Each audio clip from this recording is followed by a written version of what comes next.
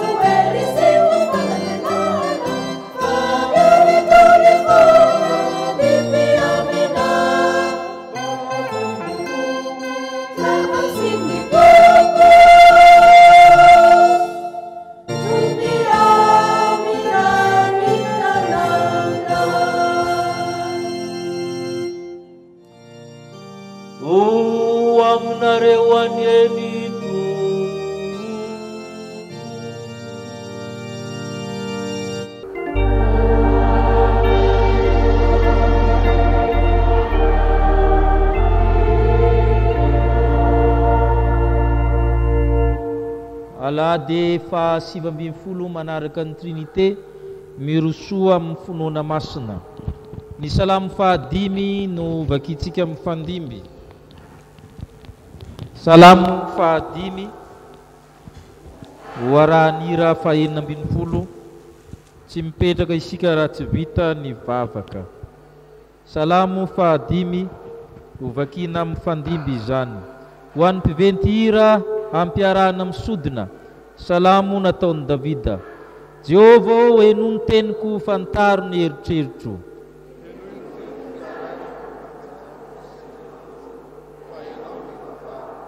Jehovah maraina no andrenesanao ny feoko, maraina no ivavahako aminao, ka nandrandranao aho.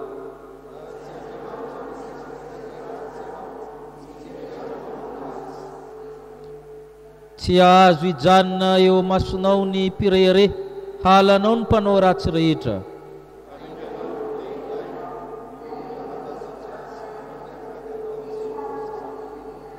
Fa izaho kosa no niaben'ny famindramponao dia hiditra ao an-tranonao, iankohoka manatrika ny lampanao masina amin'ny fahatahorana.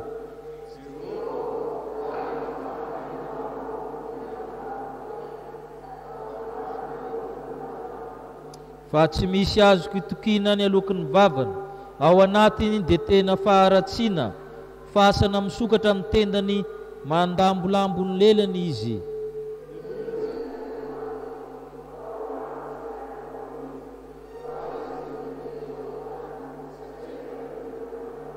Dia ifaly izay rehetra mialoka aminao, iobo mandrakariva koa miarova azy ianao, ka dia ho ravoravo aminao izay tiany anaranao. Fa ianao Jehovah tany marina, fankasitrahana no ataonao manodidina ny tony ampinga lehibe. Amen.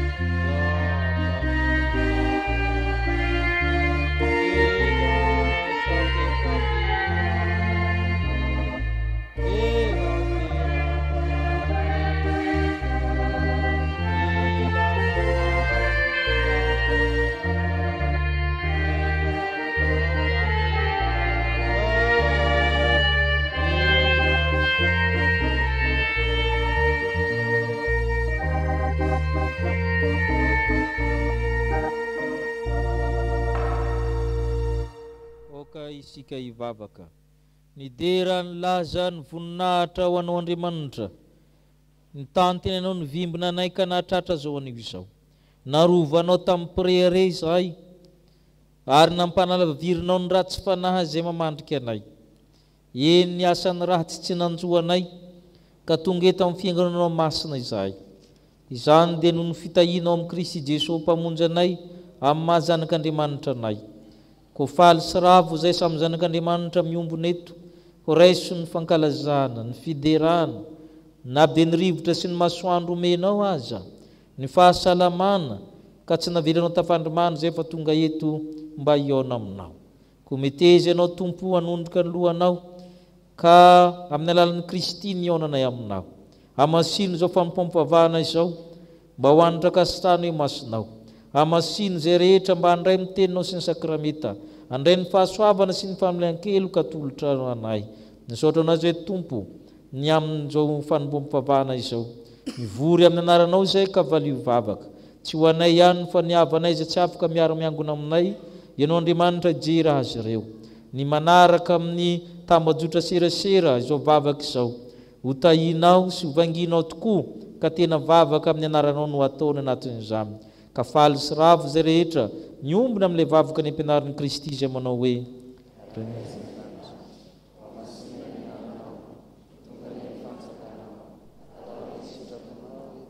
antaka ny andamitra meneny ny ana sasa ary mamilany ka tahaka ny malalany makatao ary mitonona amin'ny fakapana manafana amin'ny ratsy manao ny fanjakana sy ny ary ny voninahitra mandrakizany. Hipetraka isika hiomana amin'ny fianonana ny tenin'Andriamanitra.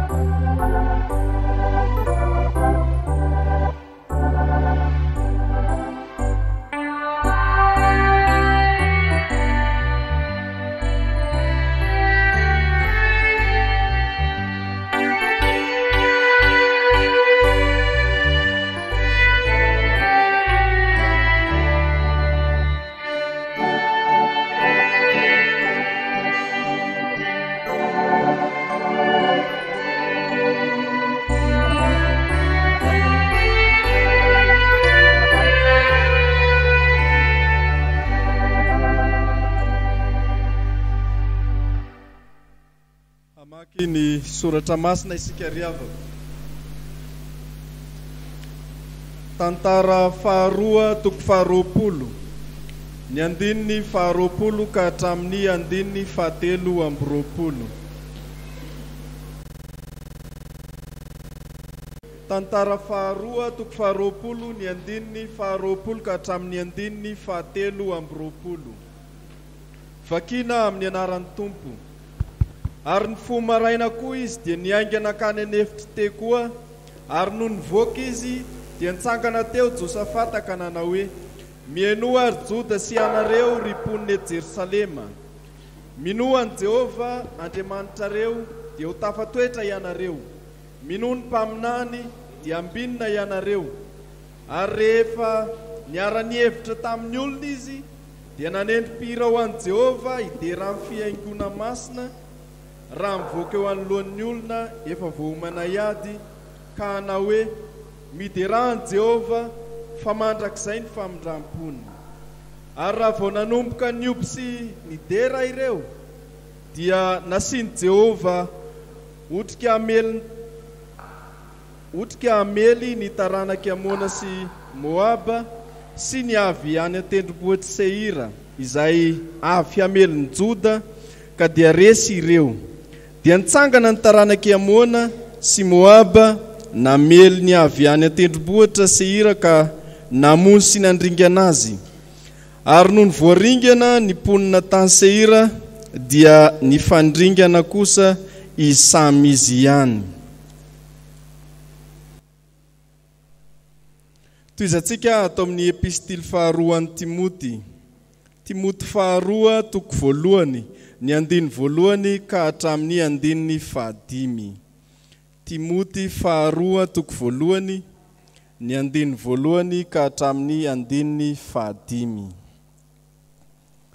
Paoly apôstôlin'i Kristy Jesosy no sitrapon'Andriamanitra mba ho mpitory ny teny fikasana milaza ny fiainana izay ao amin'ny Kristy Jesosy, mamangy an'i Timoty zanako malala ho aminao any ny fahasoavana sy ny famindrampo ary ny fiadanana avy amin'Andriamanitra ray sy Kristy Jesosy tompontsika.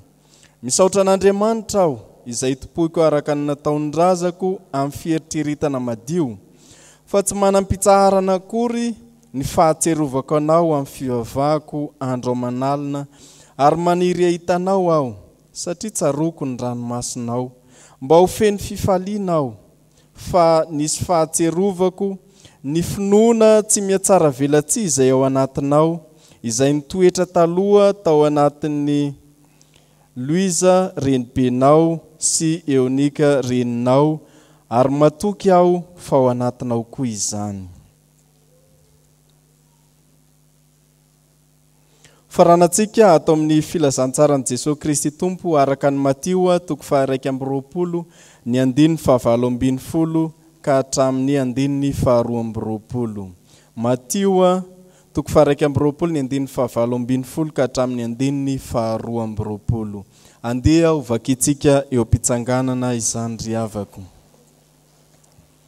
Ary noho niverina maraina hakany an-tanàna izy dia nona. Ary nahita hazo aviavy anankiray teo amoron-dalana izy dia nankeo aminy, kany tsy nahita na inona teo aminy afa-tsy ravina ihany. Dia hoy izy taminy, aza misy voa avy aminao intsony mandrakizay. Dia maina vetivety foana ilay hazo aviavy. Ary no nihita ny mpianatra izany dia gaga izy ka nanao hoe, nanao ahoana reny dia na maina vetivety io aviavy io? Ary Jesosy namaly ka nanao taminy hoe, lazaiko aminareo marina tokoa, raha manampinoana ianareo ka tsy mianana dia tsy izao natao tamin'ny aviavy izao ihany no vitanareo, fa raha iteny amin'ny tendrombohitra ity aza ianareo ka hanao hoe mifindra ianao ka mianjera any an-dranomasina dia ho tonga izany. Ary na inona no angatahanareo amin'ny fivavahana atao amin'ny finoana dia ho azonareo. Amen. Ray masino, manamasinanay amin'ny fahamarinana, ny teninao ny fahamarinana. Amen.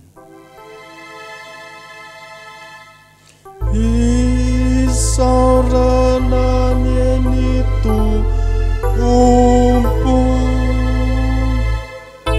noho ny filazantsara.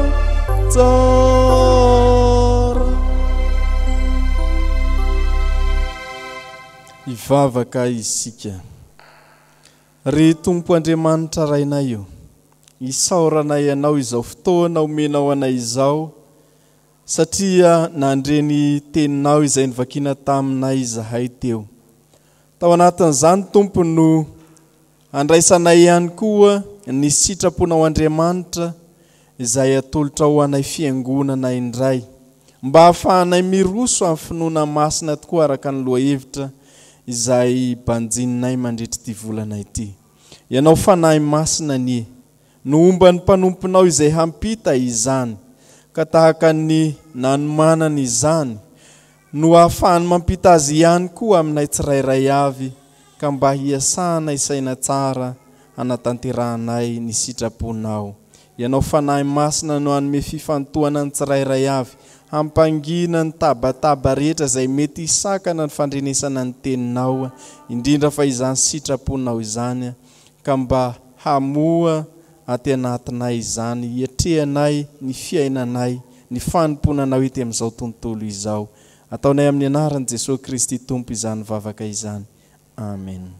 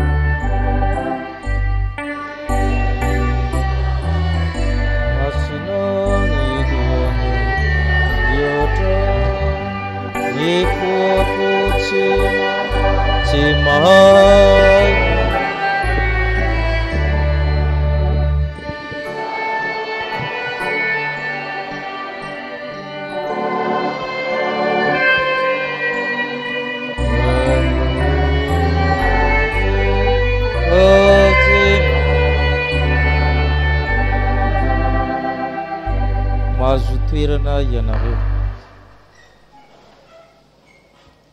ho aminareo izay malalan'Andriamanitra sady voantsony masina ho aminareo ny fahasoavana mba amin'ny fiadanana avy amin'Andriamanitra raintsika sy Jesosy Kristy tompontsika. Timoty faharoa toko voalohany. Ny boky mataratasy na epistily anankitelo, Timoty voalohany, Timoty faharoa ary Titosy dia antsoina hoe epistily pastoraly. Ny hoe pastoraly avy amin'ny teny hoe pasteur mpiandriondry. Dia ireo zany miresaka mombana mpitandrina, mpitondra fivavahana, miresaka momba ny fikarakarana voakan'Andriamanitra, miresaka momba ny rafitry ny fiangonana, miresaka momba ny dekona sy ny olona, miresaka momba ny fampitondrana ao anatin'ny fiangonana. Izay no mahatonga ny anaran'izy ireo atao hoe epistily pastoraly. Eto fampidirana ny epistily faharoa amin'ny Timoty, zany hoe taratasy faharoa ny soratan'i Paoly ho amin'ny Timoty mpitandrina. I Titosy manko mpitandrina tany Kreta, fa i Timoty mpitandrina tao Efesosy. Ity teny fampidirana ity dia matetika lalovana fotsiny fa tsy dia vakiana matetika. Eto ny ifampizaran'ny Paoly ny finoana zay ananan'izy Timoty mialohany amin'ny mpianarany azy. Misy fampianarana lavalava mitohiny ao, fa ity ny fampidirana. Finoana tahaka ny ahoana moa ny finoana ifampizaran'ny Paoly sy Timoty. Ny tondratsika lohevitra dia finoana masina. Mirosoa amin'ny finoana masina. Ka ny valin'izay finoana tahaka ny ahoana moa zany finoana masina izany. Ny voalohany dia finoana velona sady miasa. Finoana velona sady miasa.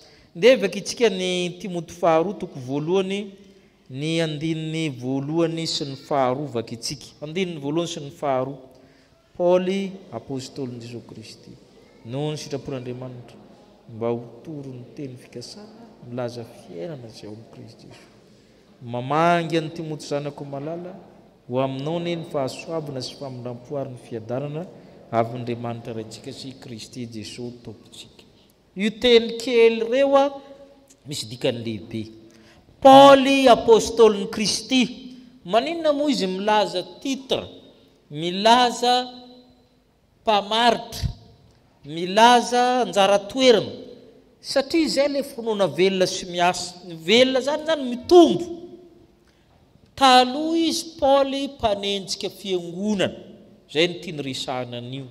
Eto izy Paoly apôstôlin'i Kristy, avy tamin'ny rambony indrindra, amin'ny mampanenjika azy tonga ry amin'ny lohany ary izy na vita dia missionnaire maro be i Paoly, na tety zao tontolo zao tamin'ny fotoan'andro ny monde greco-romaine.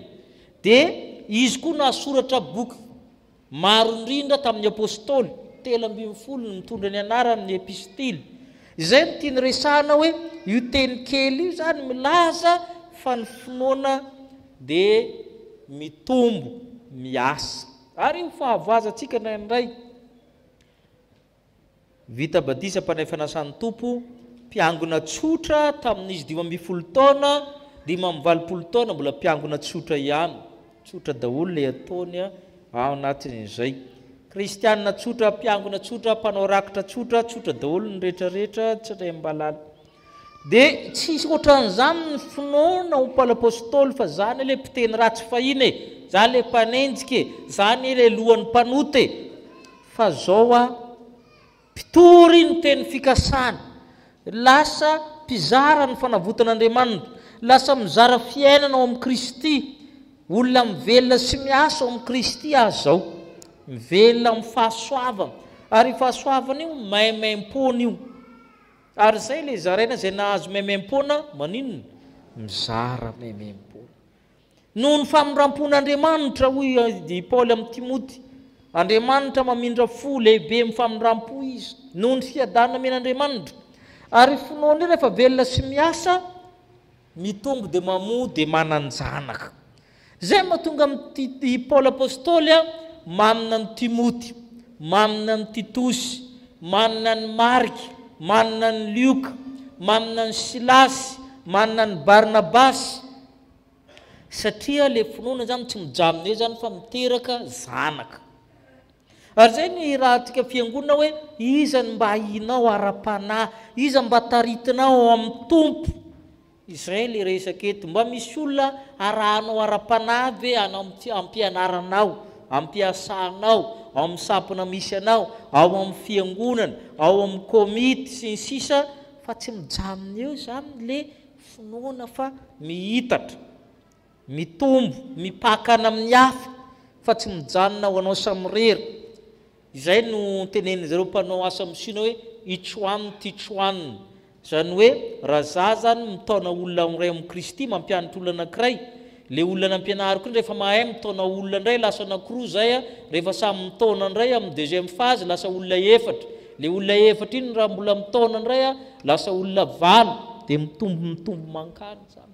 fa matetika tsika zany mikombana zany rehefa nahazo le fahasoavana i Paul rehefa nahazo le fahasoavana nizara tamin'ny Timoty nanofana ny Timoty ry Titosy reo olona voatontonona reo zany tsy mijanona eo le finoana zany fa lasa zaza sampona tsy mitombo raha vao tsy misy andraikitra kely maty le finoana zany mila velona sady miasa maninona moa i Jesosy nanozona le aviaviny Betania matitiko fa 1:20 amin'ny sampana sasany tahaka ny skoty sy fifoazana moa ianao rehefa tsy hamokatra ataony zalahy hoe ianao aviaviny Betania aza mba manaiky atao an'izany fa ratsy ny dikan'izany le aviavy manko maniry eo amoron-dalana eo Betania mankany Jerusalema ny aviavy any Palestine ny aviavy zany dia boribory izy mifanakaikaiky any izy sy ny amontana rehefa sokafanao izy dia nendray mangananganana zay ny tsirony mamy tsy mamy mangidy zay fa ny aviavy any Palestina zany mamondro isa-taona izy fa andavanandro izy raha vao bebe ravina misy ravina dia misy voniny foana ao misitrika ao tsy lozany anankiroa anankitelo folo misitrika ao ka zay le nitadiavin'ny Jesosy nohony izy le aviavo izy maninona mandrobona be le aviavo zany tsy nisy ninninina izy afatvakyitsika hoe amin'dininy 7:20 ary nahita azo aviavy anankiray teo moron-dalana izy dia nankeo aminy izy kanjo tsy nahita na inona teo aminy afa-tsy ravina ihany dia hoy izy taminy aza misy voavominao tsony mandrakizay izay le aviaviny Betania mba nisy ravina ihany teo hamelona an'le voniny fa tsy nisy voniny tao aza manao aviaviny Betania endriky velany fotsiny fa mamoa velona sy miasa ary zany mahatonga ny Kristy miteny hoe raha manam-pinoana nareo ny asan'ny finoana ny zava-dehibe fa tsy ny angezany tsy le aviavy ihany fa na le tendrombohitra rakisaka ao mikisaka ary zay mahatonga azy amin'ny 2:20 mba vakitsika ary na inona angatahanareo mivavahana tao amin'ny finoana dia ho azonareo zany rehefa mivavaka zany dia mino fa ho azonareo zany rehefa mivavaka ianao zany dia mino rehefa mangataka orana zany dia mitondra elo rehefa mirava rehefa tia azo orana tsika miaka mitondra elo rehefa mino ianao dia ataon'Andriamanitra za zao mankaty zavatra tsy dia misy dikany loatra zany fa amintsika mandeha mivavaka ao zany eo moron-dalana zay zany fa nisy olana ny fiara dia mbola maika katy ny andro efa amin'ny 10 latsaka dia mivavaka dia mivoaka amin'ny fiara rehefa mivavaka ianao zany dia mivoaka ao isy olona mandalo eo fa amin'taniny ankizy niaraka tamiko sy ramatoa mivoaka mivodin'ny fiara dia hoe misy olona mandalo io na tsy manangana raha rehefa afaka 10 minitra dia tonga le fiara anankiray dia nijanona teo aloha jerena olo-patitra le izy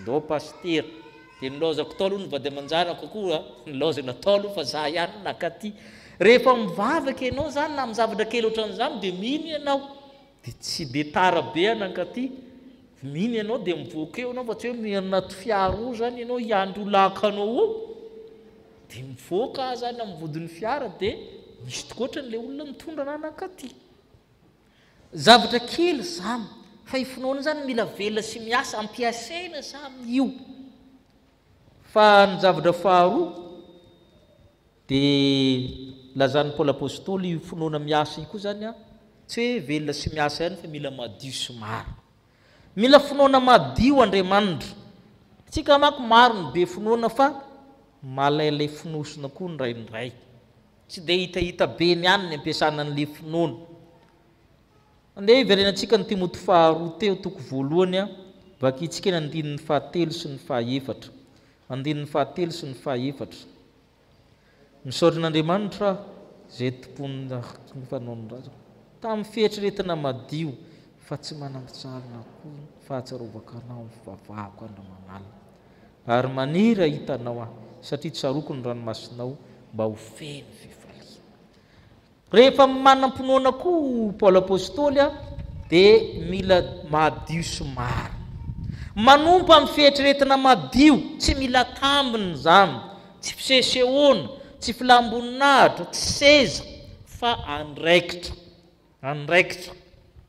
zay ny dikany teny hoe mpiandraikitra andraikitra io ka za fihetriretina madio izy dia manompo Paoly apôstôly ary tsy mitsahatra mivavaka ho anao rehefa manam-pinoana koa ianao dia tabidio fa tsy anao rery ny mino misy olona hafa koa tokony entinao mivavaka ary tsy miandry angataham-bavaka vao mivavaka ho amin'ny olona ho Paoly hoe tsy manam-pitsarana ny fahatsarovaka anao amin'ny fivavahako andro amanalina maniry ny ahitanao a tsaroko ny ranomasonao rehefa mivavaka koa zany a madio sy marina le finoana indraindray manko maromaro ihany ny antony andehanana mivavaka tsy dia ratsy aloha zay aloha tsy mijanona eo misy mivavaka satria misy manahirana misy marary misy mivavaka manana olana tsara zay fa mba rehefa aveo mba tsy tereny zany tsony misy mivavaka fa célibataire dia mba tia azo vady fa mba tsy hanamikazonona ahitana azy fa tia mpiangonana efa tsara zay fa tsy mijanona eo zay le finoana madio sy marina tsy mijanona eo i Paoly apôstôly ne tsy avany Timote fa noho ny fivavahana te hifankahita izy mahatsiaro izy tsaroany Paoly fa ity Timote dia sarokenatra be ranomaso na rehefa nanaovan'ny Paoly affectation izy ho amin'ny Efesosy tomany Timote tsy te hisaraka ary zany mahatonga mba mahatsiarova ny fahalemeny hafa rehefa mivavaka ianao zany a dia mba tsiarovo ny fahalemeny hafa hoentina mivavaka hoe izy iny marefo izy iny tahaka izao zay efa mahatsiaro mivavaka ho an'ny hafa zany ianao ary zay le hoe finoana marina finoana madio tsy atosiky ny zava-misy ianao iona amin'ny hafa na hivavaka ho an'ny hafa tsy hoe rehefa misy fety na sakafo fa noho ny finoana ary koa zany finoana tsy mivapika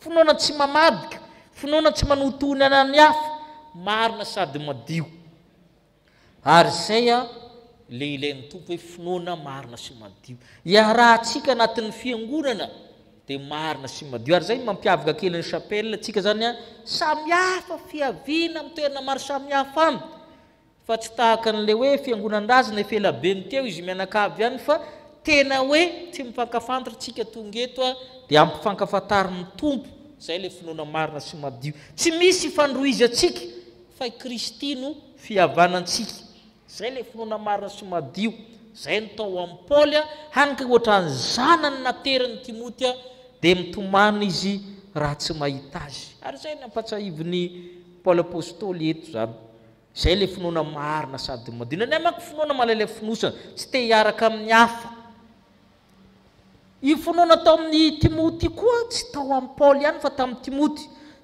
vakitsika ny andinin'ny fahadimy ary ahoana ozy izy fa nisy nahatsirovoka ny finoana tsy miazara velitsy zay ao anatinao zay nitoetra taloha tamin'io zany ino karenao ary matoky a fa ao anatinao kosa io finoana io dia fandovana tsika mijery le olona mandraindraikitra io iverinao ndraindray ohatra mitovy aminao ihany ndraindray fototra tsy mitovy a ny any timoty a dadany timoty manko tsy mivavaka jentilisa grika fa taizana zao ny finoana tamin'reniny sy tamin'reny beny ary matetika koa tsika ohatra zany a amin'ny chapelle militaire manko bebe aminy le miaramila tsy hita fa le vady amanjana no tonga eo ny miaramila manko ny mitovy amin'ny gisa ihany le zanany aloha mandeha aloha dia ho avy ihany izy rehefa kelikely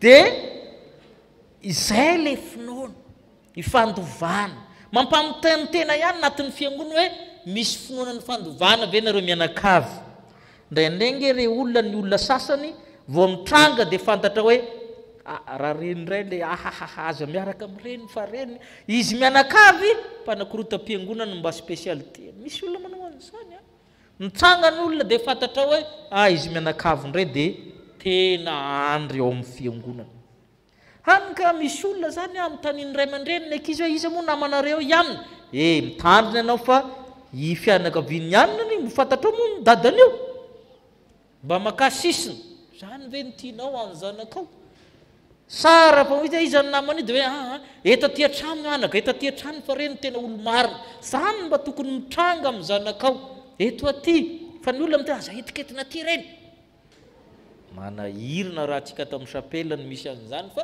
zany aloha dia zava-misy a fa hoy paoly hoe finoana tsy mihatsara velitsy aminao fantatra io ny reninao koa ny bebe anao koa manana ny finoana io ary zay no ilay mitombo feto ny ampiaratsika an'izany amin'ny tantara faharoa toko faharoapolo tamin'ny fotoana io a Josafata ny mpanjaka nisy foko anankitelo be zao nanafika amin'ny tanàna mahery anady tsy hitan'ny Josafata zay atao jereo nefa ny fihetsika nataony nahatonga azy ireo a nandrisy tantara faharoa toko faharoapolo andininy faharoapolo ka hatramin'ny faharaiky amin'ny roapolo mbo vakitsika ary ny foa maraina koa izy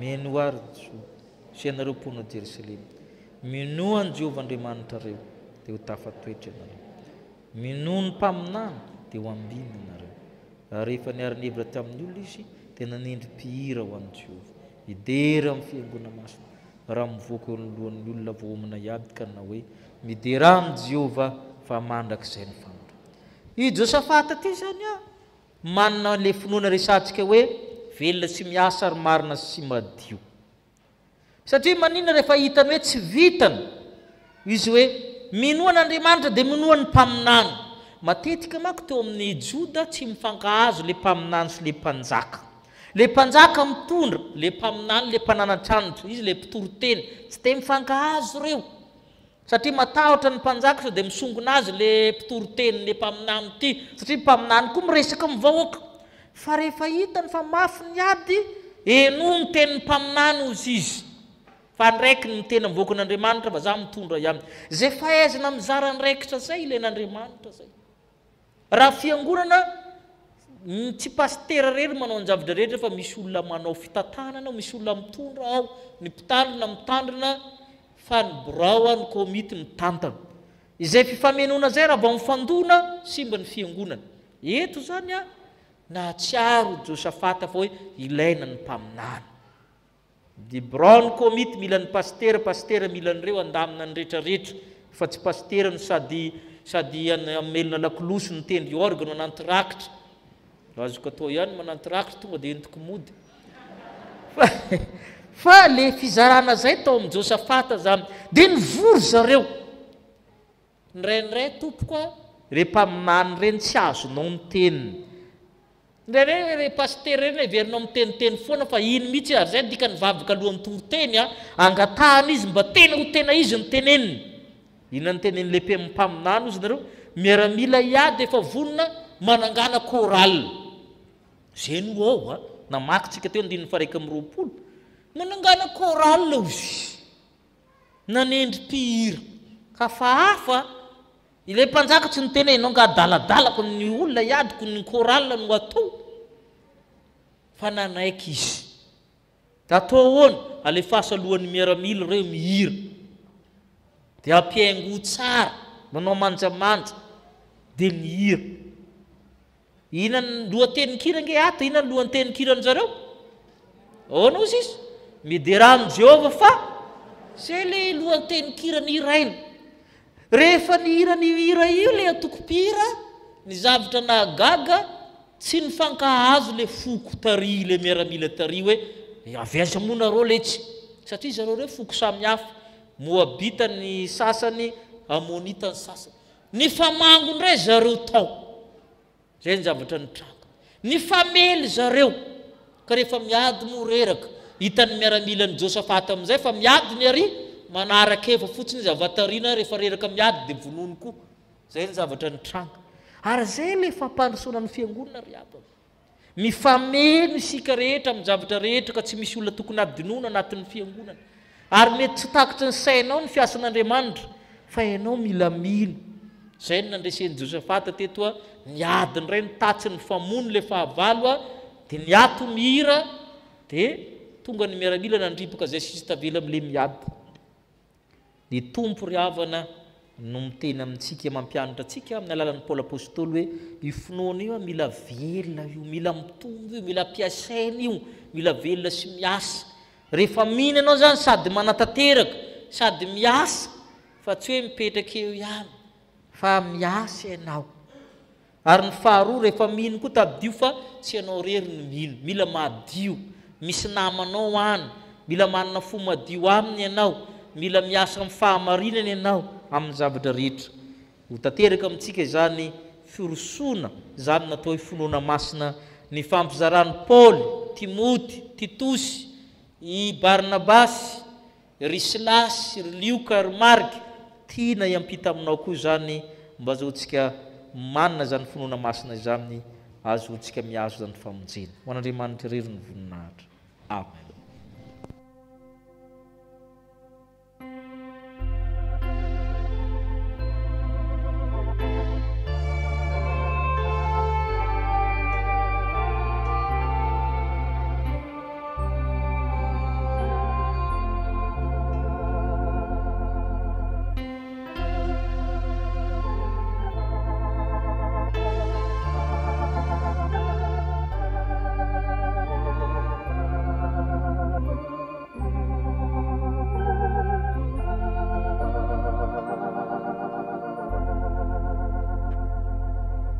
Ry havana manoloana ny sitrapon'Andriamanitra zay avy nitoriana tamintsika dia ndresika rehetra hiaiky ny tsy fahamarinantsika ka iombona amin'izao vavaka fifonana izao.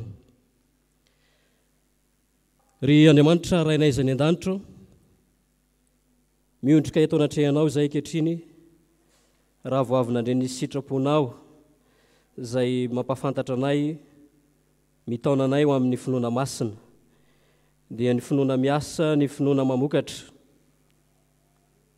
Tsy nahatanteraka izany zay satria maro taminay no nionina tamin'ny toerana sy ny asa voalohany zay nomena ho anay. Efa nampianatra sy nampafantatra anay koa ianao fa ny finoana masina dia finoana madio sy marina. Ankehitriny miaiky ny tsy fahamarinanay izay satria ny fanompoana sy ny faharesen-datra taty anatinay dia toa nitondra laza ratsy ho anay. Fanompoana tsy nanome voninahitra anao Andriamanitra, ka izany ankehitriny no anatonanay ianao indray amin'ny fotorotoro sy mangorakoraka. Andriamanitra raitsi-to, anao ny famindram-po, anao ihany koa ny famelan-keloka. Koa mangataka aminao zay ankehitriny, tantano izay mba hiara-mandeha aminao, ka ny rany Jesosy zanakao no anadio anay ho afaka amin'ny ota rehetra. Avao sy toraka izany ihany koa ny fanahinay, ka izy fanahy masina neha no hanetsika fatratra ny fonay, aizanay mandany asa ratsy rehetra sy izay mety ota ka tsy mifanaraka amin'ny sitraponao. Ny fanahinao masina ihany koa no hanazava sy hanafananay, anananay ny finoana masina dia ny finoana miasa sy mamokatra. Ataonay izany vavaka izany amin'ny anaran'i Jesosy Kristy, lay Tompo sy mpamonjy anay. Amen.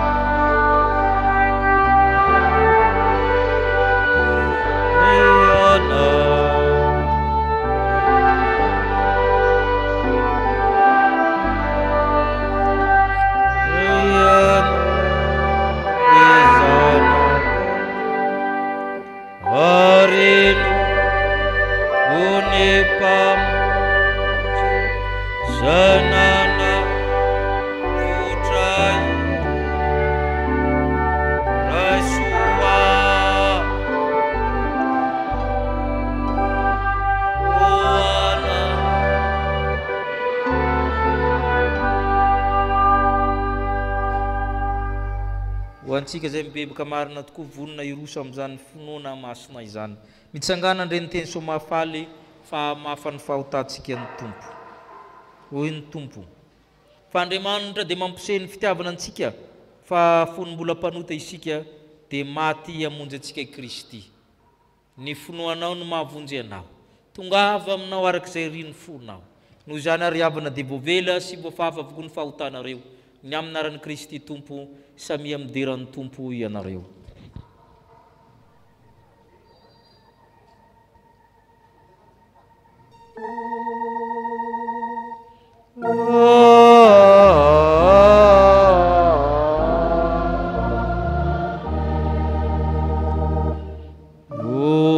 Ninahitany amin'ny avo indrindra ho an'Andriamanitra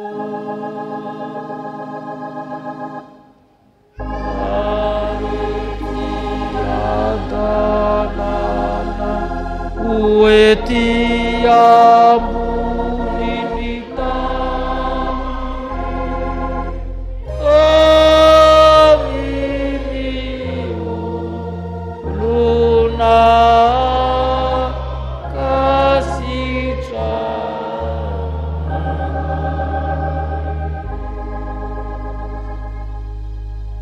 Ny hira fahina amin'ny telopolo isorantsika ny Tompo amin'izany famelan-keloka izany ataontsika maredona tsara araka ny toroteny teo fa mandresy fahavalo izany.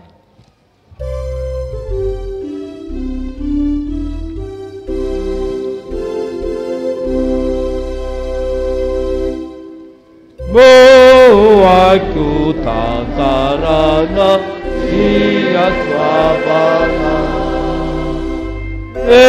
Pamata taminana Etikabana Bauka seselina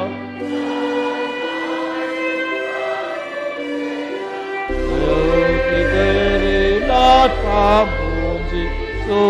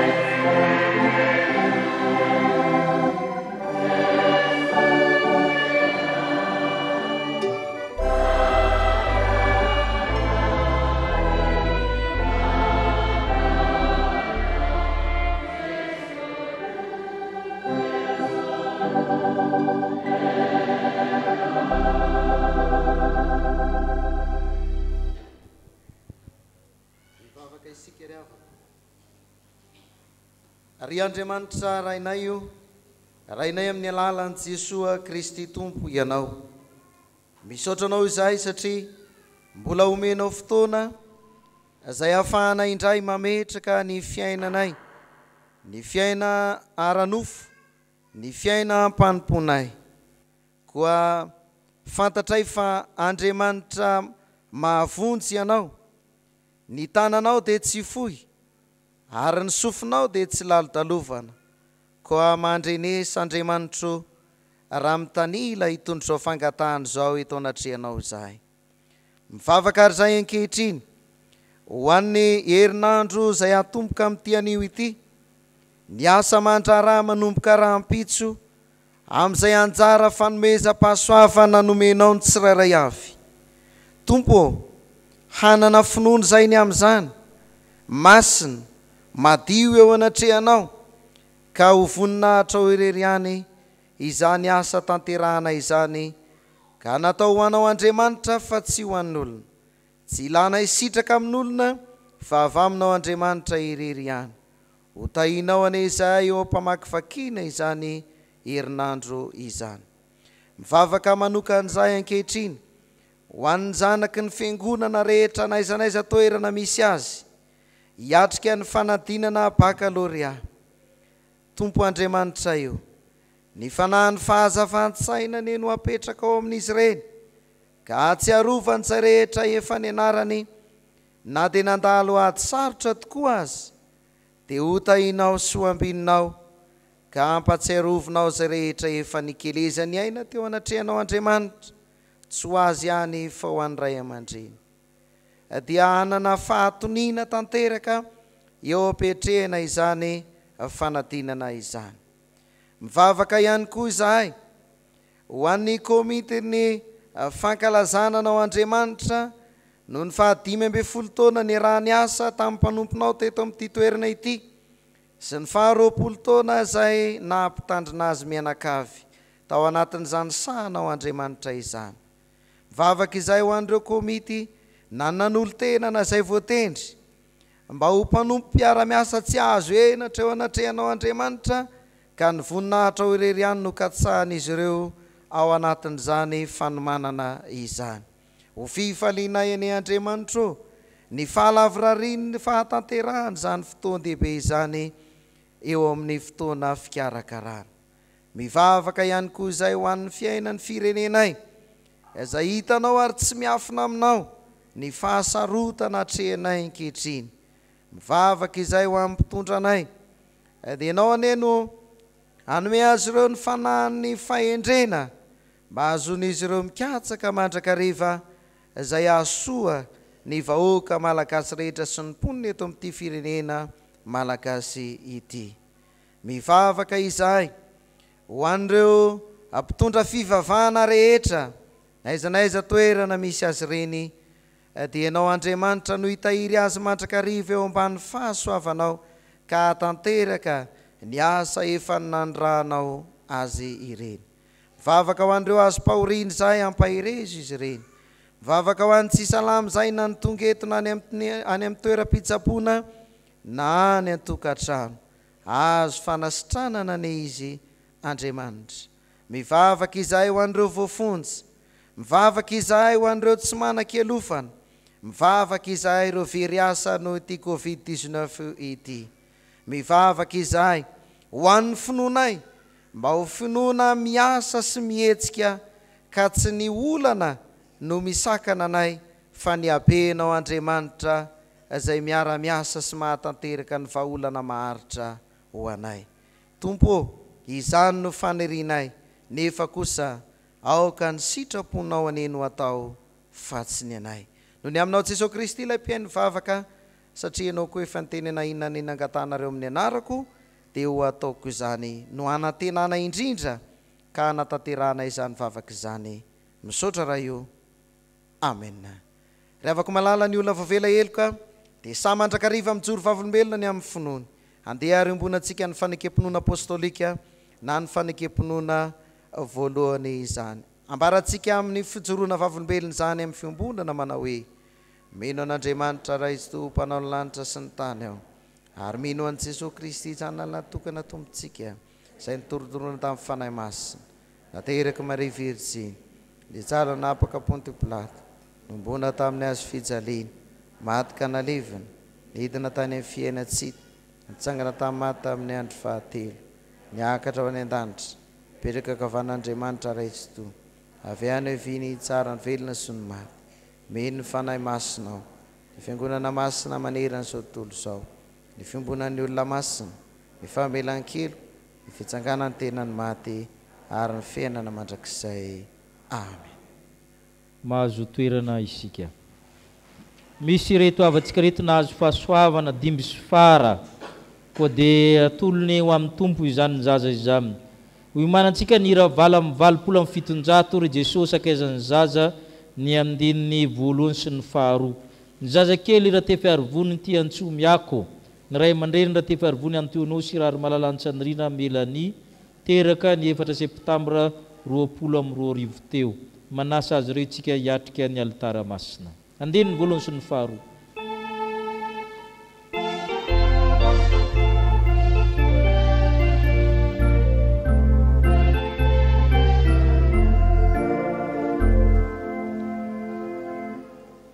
Le Jesu sakazaniza kanefa panjaka malaza etoerana anarana zakaeto izany nisaotra sy dera mandaza atolotra hoanao nisaotra sy dera mandaza no atolotra hoanao.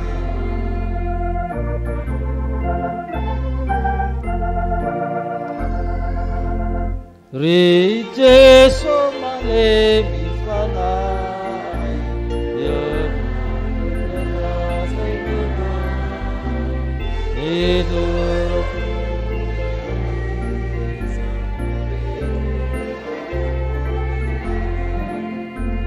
nisaotra sy dera mandaza atolotra hoanao nisaotra sy dera mandaza.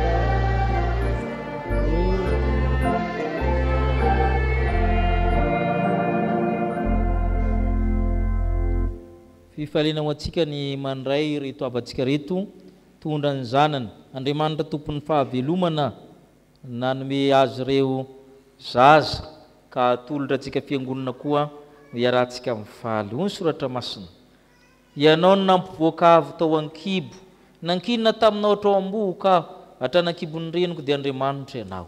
Ary rehefa tapitra ny andro fidiovana araka lany Mosesy dia nitondra azy niakatra tany Jerusalema izy mba ho atolotra ho an'ny Tompo. Koa dia atolotra ho an'i Jehovah izy, eny amin'ny andro rehetra iainany dia voatolotra ho an'i Jehovah izy. Amen. Ivavaka isika. Misaotranao zay Tompo no ny fanolorany ray aman-dreny reto ny zanany io natrehanao. Joro vavolombelon'ny fitiavanao sy ny famindramponao zay tsy miova isaky ny taranaka mifandimby izy ireo. Vavolombelon'ny zany koa zay fiangonana ka miompifaliana amin'izy ireo. Mpamorony ianao, mpahary ianao, ray anan-danitra ianao. Na dia teo ny fahasarotana maro samihafa nomenao azy amin'ny dimy sy faharazana, nampisany fianakaviana ny fiangonana firenena. Koa miano taminao zay ray, hitahany ray aman-dreny, ny fianakaviana, ny fiangonana, hikolokolo anabe, hitaiza, hanome finoana vanina ifandovana. Hampanjakao amin'ny tokantranon'izy ireo ny fihetsika, ny teny, mba amin'ny fitiavana, ny finoana, ny fanantenana, hatsapan'ity zaza ity fa misy Andriamanitra izany tokantrano izany. Toan'ny fanahy mazoto ny ray aman-dreny hanolotra azy amin'ny sakrameta amin'ny fotoana mamety azy amin'ny ho avy. Tahiko izay fiangonana mba hizotra amin'ny fahatahorananao. Havaozy ny herinay fiangonana mba hitaiza ireo taranaka rehetra nomenao anay, mba hanananay firenena vamina ny amin'ny anaran'i Kristy no angatanay izany. Amen. Dia miarahaba nareo nahazo dimy sy fara ento zao zazy zao tario tombo vatana, tombo saina, androso fity amin'Andriamanitra sy ny olona, ary ho mananareo ny tonanareo azy amin'ny sakrameta amin'ny fotoanareo mahamety izany. Amen. Miarahaba nareo anaran'ny Tompo.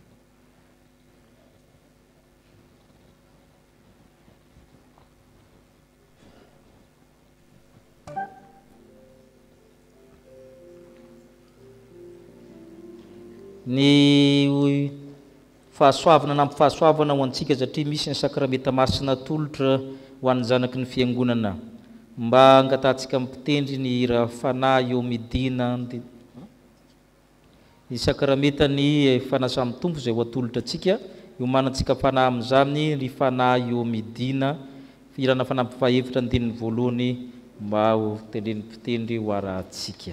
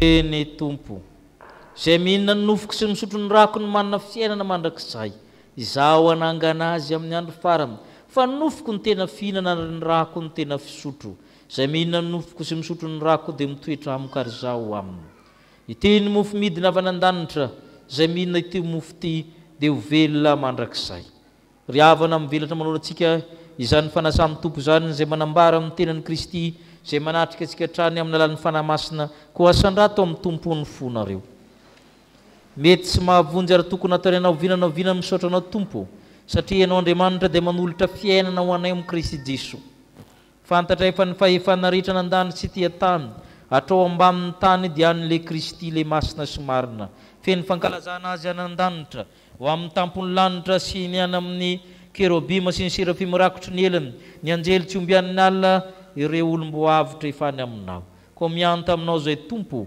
mba omeo alalina koa ka entiny fanahy masina koa ny anay dia ny fiobiana masina tahaka amin'ireo antoko-piran'i Josafata zay irahanay manao hoe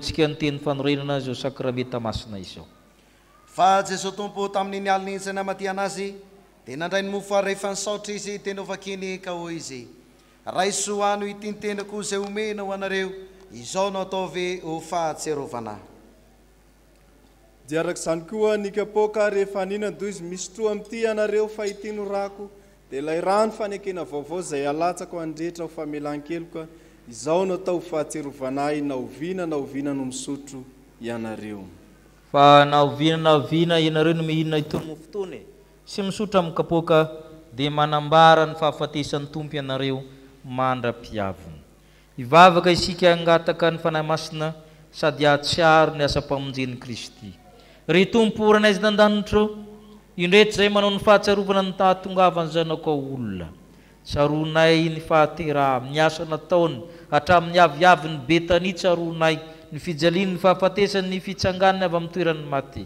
izy anan-danitra izy mifona eo ankavanany ray izy naniraka ny fanahy masina mianto aminao zay tompony amin'izany fanahy izany le fanahy mamelona le fanahy mahary le fanahy mpanahy masina mianto aminao zay ry fanahy masina amasiny ny mofo manambara amin'ny tenan'i Kristy amasiny torak'izany koa ny divay manambara ny rany Kristy fa nao Andriamanitra kosa tanteraka ny teny zanaka malalanao satria amin'ny alalan'ny Kristy sy miaraka amin'ny Kristy ho aminao Andriamanitra ratsy tokoa mba mifiraisina amin'ny fanahy masina ne ny laza sy ny voninahitra rehetra mandrakizay amen.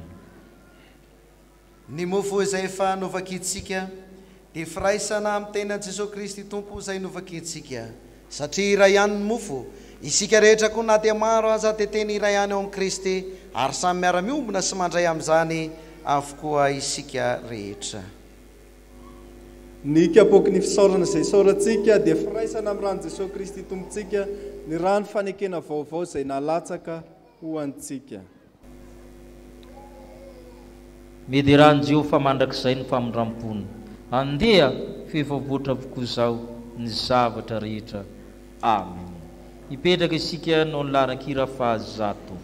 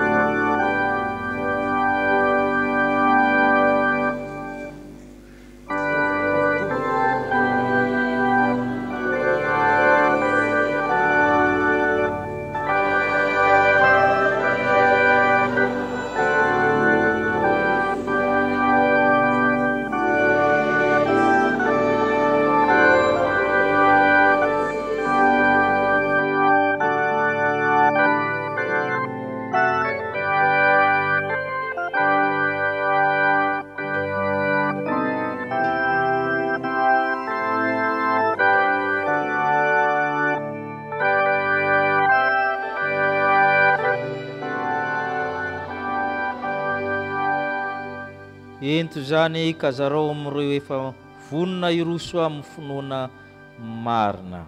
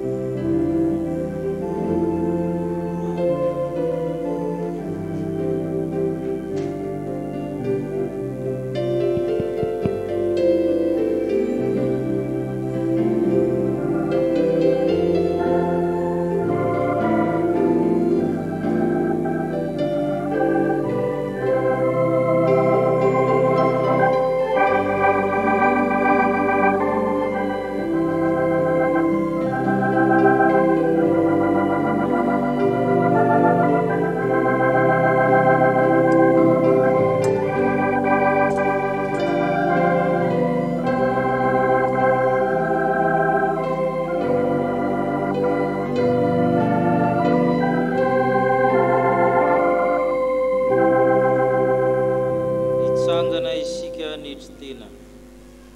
Oke, isika iombona amin'ny vavaka fanetretena manao hoe tompo. Tsy merika natao hoe zanaka ao. Tompo, tsy merika ny dianao matafitranoko ao. Tompo, tsy merika ny tsikona zay sombitsombo latsaka avy amin'ny matahotra akory aho. Ka lefa hoenao hoe izay manatona dia tsy mbola afaka mihitsy. Amen.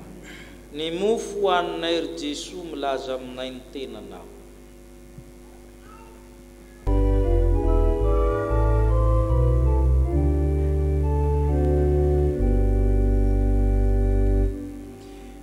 Ny mofo hoaninay ry Jesoa milaza aminay ny tenanao, ny fanavotanao mafakanay, fasaotra re izao atolotra. Ny tena finoana marina ry havana malala dia finoana miasa sy velona ka hoy Jesosy Kristy aminao: raisoa any itenitenako izay omenao anareo, izao natao fahatsiarovana naoviana no mihinana ianareo.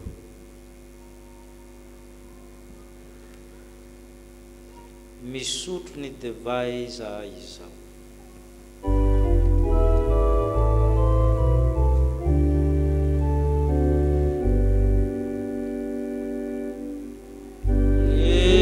Misotro ny divay izao, atsiarovana ny antranao, ny rany latsaka no manaty hoanay, manafaka tokony olona. Hoy Jesosy Kristy tompo izay manome finoana madio sy marina ho antsika, sotroinareo rehetra ity fahity norako dia ny rano fanekena vaovao izay alatsaka ho andretra ho famelan-keloka. Izao no ataovy ho fahatserovana naoviana no misotro ianareo.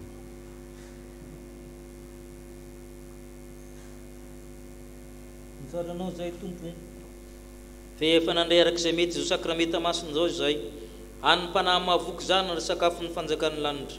Misaotra tompo, maranata, avia Jesosy tompo. Amen. Hoy ny tompo aminao.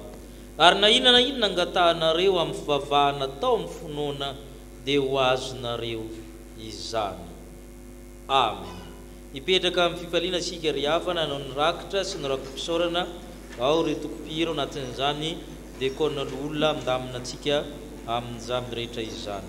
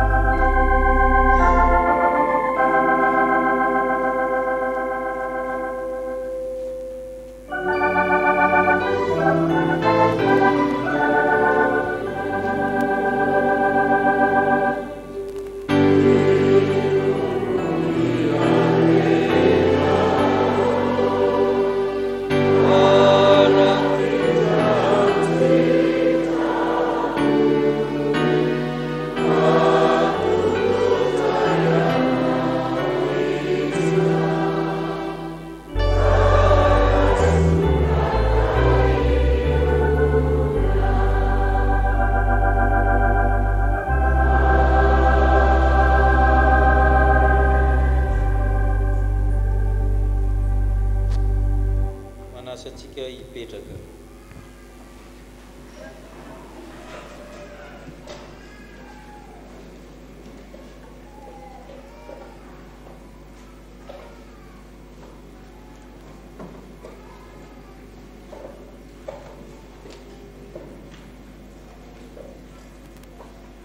Misaotra ny tompontsika ry havana amin'ny fahataterahany fotoana, misaotra ny bureau ny fiangonana ny décorn'ilay olona manao ny an'isojavatra mandamina antsika ny amin'ny fanopombabahana satria mbola tsy tena lasa ilay aretina, mbola misy ny fandamina samihafa, ny fipetra ara-pahasalamana tokony ho araha. Misaotra ny tompontsika mbola afaka mivavaka hatrany amin'izany. Fivelana ho antsika ny mandreny fahavitany fanamasinana fanambadiana reto zanantsika ngatahana itsangana zareo raha ao andrianjatomanina avitra ny tahina sy rakotondrina fanomezana asanao zareo ry arina ry zareo dia mirary soana reny fiangonana. Saotra tompo raha miandry tsora tsy valaka saribity sy raha arimanitra nomena mirana nomena elodi ato zareo dia mirary soana reny fiangonana dia miarabanareo mivory ny irenan'olotena amin'ny komitin'ny fankalazana na ireo izay efa nan'olotena amin'izany na le nitendrena avy amin'ny sampana sy ny amin'ny firaisan'ny dekona sy olona janona kely rehefa avy eo. Misy ny famangina araka ny voalaza teo dia atao le famangina dia mitohy amin'ny fivoriana vetivety ireo komity ireo izany. Dia misaotra ny tompo-antranontsika ny amin'ny zavatra rehetra amarana ny fotoana isika horaintsika ny hira famaranana dia tolotra ny tsodrano.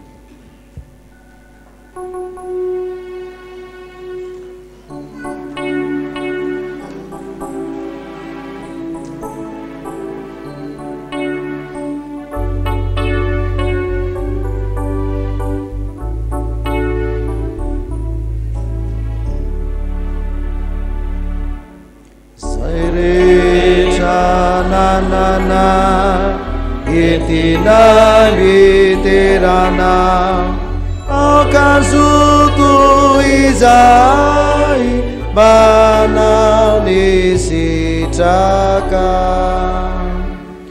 akantusu iza vanuputsarana tifalizai amini fitiana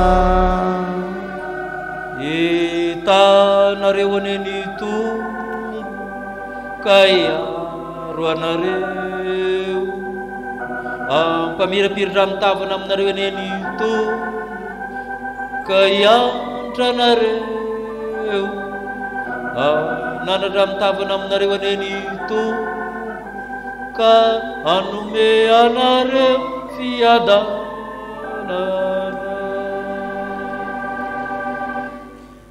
Amen, amen, amen.